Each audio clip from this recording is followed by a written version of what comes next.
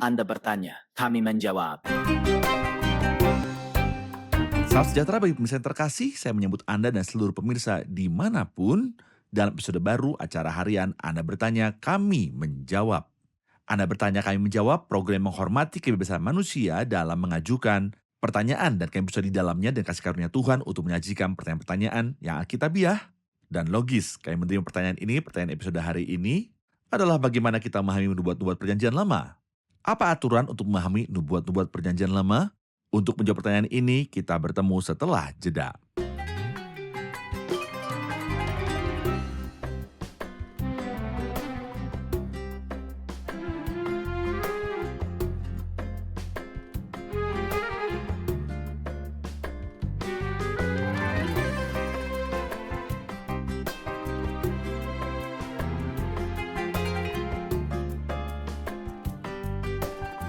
Alkitab disebut sebagai firman nubuat ketika Rasul Petrus berkata, dengan demikian kami makin teguhkan oleh firman yang telah disampaikan oleh para nabi. Alangkah baiknya kalau kamu memperhatikannya sama seperti memperhatikan pelita yang bercahaya di tempat yang gelap. Jadi seluruh kitab suci dari Kejadian sampai Wahyu disebut firman nubuat. Apa arti firman nubuat?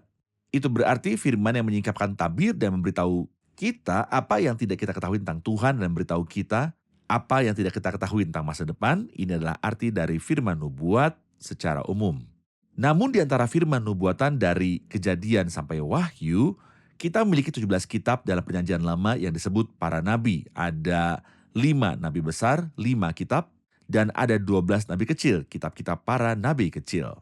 Jadi seluruh isi Alkitab disebut firman nubuat, tetapi ada juga kitab-kitab nabi. Alkitab terdiri dari sekitar 10.385 nubuatan, jumlah nubuatan yang sangat besar. Dan ini membawa kita pada pertanyaan yang sangat penting.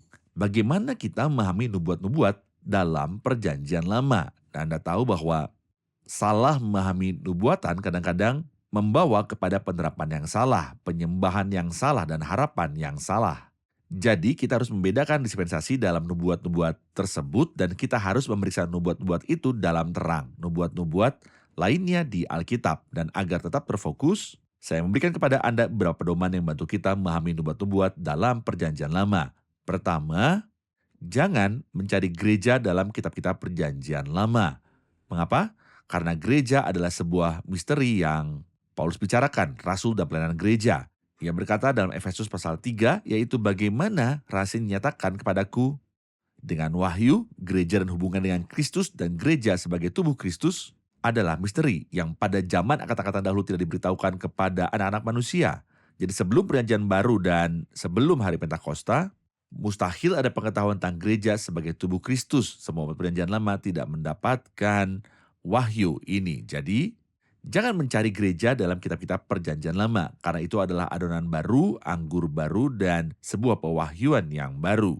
Paulus menerima pewahyuan ini setelah sebelumnya menjadi sebuah misteri. Ketika Anda mencoba menerapkan kitab-kitab perjanjian lama, dan apa yang disebutkan di dalamnya tentang Israel pada gereja, Anda akan menghadapi masalah. Bedakan antara gereja dan Israel. Berkat-berkat gereja bersifat surgawi dan kekal, sedangkan berkat-berkat Israel bersifat duniawi dan sementara. Ketika saya mengatakan bahwa gereja tidak ada dalam perjanjian lama, mungkin seorang akan membaca kitab Kisah Para Rasul, pasalnya yang ke-7, khotbah Stefanus, dan akan berkata bahwa Musa bersama jemaat di padang gurun. Pada kenyataannya Musa bersama umat Allah sebagai suatu jemaat yang sedang keluar. Jadi Stefanus menggunakan istilah ini. Kata jemaat untuk menggambarkan umat Allah sebagai suatu perhimpunan yang dipanggil keluar dari Mesir menuju tanah Kanaan. Tapi gereja sebagai tubuh Kristus adalah sebuah misteri yang tidak dikenal dalam perjanjian lama. Paulus berkata sekali lagi dalam Efesus pasal 3, yaitu bagaimana rahasianya dinyatakan kepadaku dengan wahyu yang pada zaman angkatan-angkatan dahulu tidak diberitahukan kepada anak-anak manusia. Nomor 2, carilah Kristus dalam nubuat-nubuat tentang penderitaan dan kemuliaannya. Alkitab mengajarkan kepada kita bahwa kesaksian Yesus adalah roh nubuat, atau seperti yang Petrus katakan tentang penderitaan Kristus dan kemuliaan yang akan menyusul. Anda akan menemui dalam semua kitab para nabi tentang penderitaan Kristus dan kemuliaan Kristus, terutama dalam kitab Yesaya. Kitab ini penuh dengan kata-kata tentang penderitaan Kristus dan kemuliaan Kristus. Tetapi perhatikan juga apa yang disebut sebagai jarak waktu. Nomor 3, perhatikan jarak waktu di antara nubuat-nubuat tersebut. Apa arti jarak waktu dari antara nubuat-nubuat itu? Artinya adalah Ada nubuat-nubuat yang ketika Anda membacanya dalam perjanjian lama terlihat selaras. Tetapi ketika Anda menerapkannya dalam perjanjian baru, Anda akan menemukan bahwa sebagian dari nubuat itu telah digenapi, sedangkan bagian lainnya belum digenapi. Dan ada jarak waktu yang sangat panjang yang misalkan kedua nubuat atau bagian-bagian dari nubuat tersebut. Seperti apa? Seperti Yesaya 61 dan apa yang Yesus katakan dalam Lukas 4. Dalam Yesaya 61, Yesus berkata dalam roh nubuat, roh Tuhan Allah ada padaku, oleh karena Tuhan telah mengurapi aku untuk menyampaikan kabar baik kepada orang-orang sengsara. Kemudian ia melanjutkan perkataannya untuk memberitakan tahun rahmat Tuhan dan hari pembebasan Allah kita. Namun ketika ia masuki sinagog di Nazaret perjanjian baru dan gulungan kitab Nabi Yesaya diberikan kepadanya di Lukas 4 dan ia mulai membaca. Ia membaca sampai untuk memberitakan tahun rahmat Tuhan. Lalu ia menggulung kitab itu dan memberikannya kembali kepada pelayan. Dan Kristus tidak melanjutkan pembacaan sampai hari pembalasan. Dan pertanyaan adalah, apakah Kristus gagal menyadari hal itu? Tidak pernah. Apakah Kristus sengaja menghentikan bacaan tersebut? Ya, mengapa? Karena ada jarak waktu antara tahun rahmat Tuhan dan hari pembalasan. Dan kedatangan Kristus ke dunia ini adalah tahun rahmat Tuhan. Tetapi ketika Kristus akan pergi kayu salib, kemudian bangkit dari antara orang mati dan naik ke surga, dan setelah periode hampir 2000 tahun berlalu, Kristus akan datang kembali untuk melaksanakan penghakiman di bumi. Ini disebut hari pembalasan. Jadi ada jarak waktu antara tahun rahmat Tuhan dan hari pembalasan. Mengapa Kristus tidak melanjutkan pembicaraannya?